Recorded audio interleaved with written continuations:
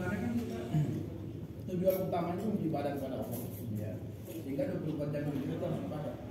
24 jam kita untuk ibadah. Tapi bagaimana caranya supaya kemudian kita makan karena ibadah, masuk kamar mandi karena ibadah, minum karena ibadah, ya harus ikuti sunnah. Ikuti adab-adab. Dengan mengikuti adab-adab itulah menjadikan aktivitas dunia itu menjadi ibadah. Sampai kita bersima dengan pasangan kita, kalau kita ikuti adabnya jadi ibadah. Makanya dia membuat sahabat heran. Ya Rasulullah, nata-mata kami bersenang-senang dengan syahwat kami dapat pahala gitu. Maka Rasul mengatakan, bagaimana menurutmu kalau dia berhubungan dengan lawan jenis yang bukan istrinya, apakah itu dosa? Iya dosa. Demikian pula kalau dia menyalurkan syahwatnya di tempat yang benar, dia dapat pahala, ibadah namanya. Tapi dengan catatan ikuti adabnya. Nah kalau tidak ikut adab, dia bukan ibadah. Sehingga kalau pertanyaannya adalah 24 jam waktu kita untuk ibadah, orientasi hidup kita untuk ibadah. Tapi untuk bisa menjalankan kesempurnaan ibadah kita butuh dunia. Kita butuh dunia.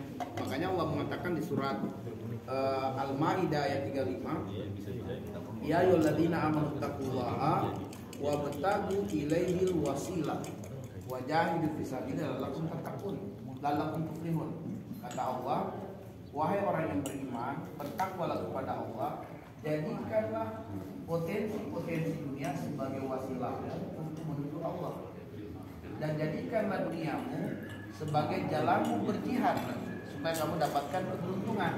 Jadi motivasi kita bekerja itu adalah untuk ibadah. Karena misalnya kita tidak bisa menyempurnakan rukun Islam haji dan umrah kecuali kita punya uang.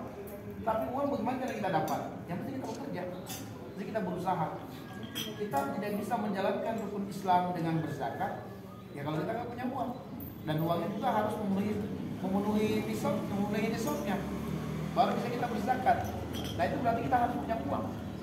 Nah uang bagaimana cara dapatnya? Dengan kita usaha, berikhtiar, bekerja. Makanya orientasi kita bekerja pun juga harus lillah. Dan supaya kita bekerja lillah, kalau perkara mahdoh tadi, perkara mahdoh itu perkara ibadah langsung kepada Allah. Ibadah mahdoh ini tidak boleh kita lakukan apapun kecuali ada dalil yang memerintahkan.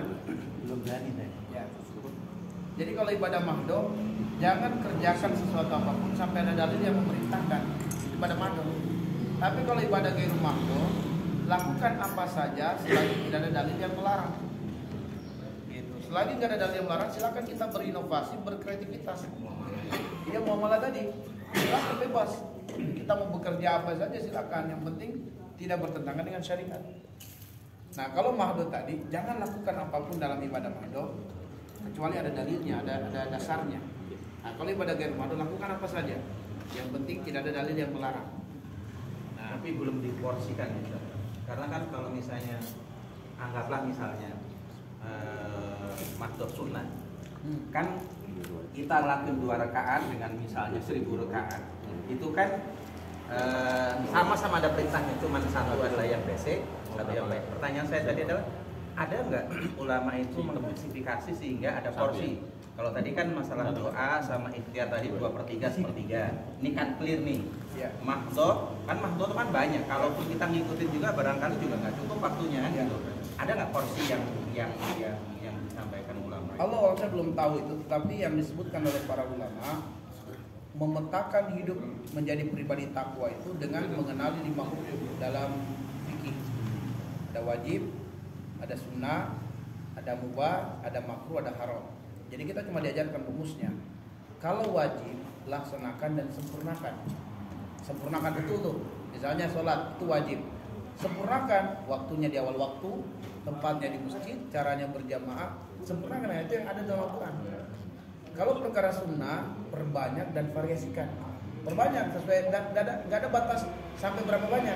Cuma disebutkan minimalnya. Kalau sholat sunnah minimalnya 2 rakaat. Maksimalnya terserah. Makanya kita dapat Imam Ahmad bin Hanbal rahimahullah ta'ala, dia merutinkan ibadah qiyamul lail itu 300 rakaat tiap malam. Kecuali dalam kondisi sakit, beliau ketika sakit cuma 100 rakaat aja. Ya, tapi dalam kondisi normal 300 rakaat. Itu Imam Ahmad. Itu ulama-ulama dahulu. Makanya Allah katakan kanu qalilan minal laili ma yaj'un. Mereka itu kalau penghuni surga sedikit tidurnya di waktu malam. Sedikit tidurnya di waktu malam. Nah, jadi ibadah sunnah perbanyak, variasikan. Perkara mubah kurangi. Namun perkara mubah boleh kita perbanyak kalau hadir niat di dalamnya. Karena mubah itu dia bisa menjadi sunnah, bisa menjadi wajib kalau hadirnya niat. Misalnya tidur itu mubah, tapi kalau ada niat tidur bisa menjadi sunnah, bahkan bisa menjadi wajib. Misalnya kita tidur, kenapa kita tidur? Kita niatkan, ya Allah saya pengen tidur siang supaya saya bisa qiyamul lail. Tidurnya kita menjadi sunnah. Tapi kalau tidak ada niat langsung aja lelah baring, ya mubah hukumnya, nggak dapat apa-apa. Tapi begitu ada niat, nah kenapa kita makan nih? Niatnya supaya buat ibadah, dapat pahala. Tapi kalau tidak ada niat, ya dapat pahala makanannya dengan bismillah. Tapi pahala niatnya kenapa dia makan nggak dapat, punya mubah makannya. Nah, kemudian perkara mubah tadi kurangi kecuali hadir niat di dalamnya. Silakan kita perbanyak karena masuk kategori sunnah atau wajib. Perkara makruh hindari. Apa itu makruh? Makruh itu yusabu ala tarkihi wala yu'aqabu ala fi'lihi. Makruh itu kalau ditinggalkan dapat pahala, dikerjakan tidak berdosa. Contohnya tidur antara ba'da subuh sampai isyraq. Kalau kita tidur tidak berdosa, tapi kalau kita nggak tidur dapat pahala. Nah, tidur antara asar dengan maghrib makruh hukumnya. Kalau kita tidak tidur dapat pahala, kalau kita tidur tidak berdosa. Termasuk tidur dalam majelis ilmu makruh. Kalau kita tidak tidur dapat pahala, tapi kalau tidur nggak apa-apa, nggak berdosa, nggak usah dilarang gitu. Saya juga tidur. Termasuk tidur dalam khutbah Jumat. Khutbah Jumat itu tuh. Kecuali kalau dia baring batal wudunya. Tapi kalau dia tidur dalam keadaan duduk tidak membatalkan wudu. Jadi kapan tidur yang membatalkan wudu? Ketika dia tidurnya lentang. Kalau duduk enggak. Jadi mungkin dia bermimpi dalam khutbah, enggak apa-apa. Mungkin dia tidak lurus badannya. Kalau bersandar termasuk kalau bersandar dia sudah ini. Jadi tubuhnya itu sudah nyaman. Iya. Enggak ada beban. Oke, sadaqallah, mantap. Terkait perkara mubah tadi. Kalau menurut tadi makruh dari haram tinggalnya. Termasuk perkara mubah tadi. Kalau mubah itu kan di usul fikih itu nggak ada istilah mubah. Karena ketika dia melakukan mubah dia juga kan menjauhi keharaman ya. Dia tidur berarti kan dia nggak melakukan maksiat gitu. Nah itu kan, kalau di usul fikih kata dia nggak ada istilah mubah. Ada malah. Makanya jadi bertanya kalau ada kitab usul fikih yang tidak menyebutkan mubah. Ada. Ya saya kurang tahu kitab usul fikih yang mana. Tapi ada dijelaskan. Mubah itu adalah penjelasan para usul bahwa mubah itu adalah la yusabu ala fi'lihi wa la yu'aqabu ala tarkihi. Dikerjakan tidak dapat pahala, tidak dikerjakan tidak berdosa. Jadi dia dikerjakan tidak dapat pahala, tidak dikerjakan juga tidak berdosa. Itulah yang disebut dengan mubah, netral.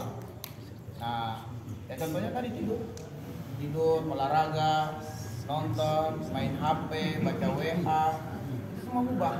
Yang kalau kita lakukan tidak dapat pahala, kita tinggalkan juga tidak berdosa. Kapan dia menjadi pahala? Ada niat. Kapan dia menjadi makruh, haram atau dosa? Ketika ada, misalnya menonton. Menonton hukum asalnya mubah. Kapan dia menjadi haram? Ya ketika tontonannya itu sesuatu yang bisa mengantarkan dia untuk berbuat dosa, berbuat maksiat. Misalnya dia nonton film-film yang tidak